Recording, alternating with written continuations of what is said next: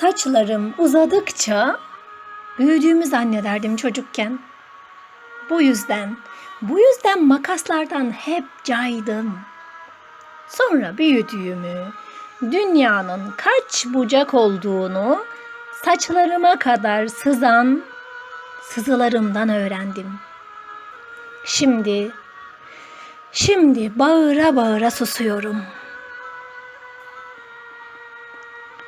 Koşmanın aslında varacağın yere götürmediğini, nefes alıp soluklanman gerektiğini, bir kere sinmişliğini, hayatın binlere değeceğini, yüzünde güller açtığında bedel ödeteceğini, şimdi bağıra bağıra susuyorum.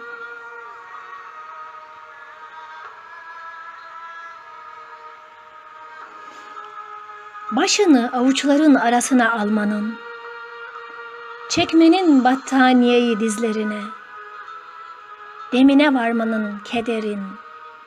Yok arkadaşım, yok. Şimdi bağıra bağıra susuyorum.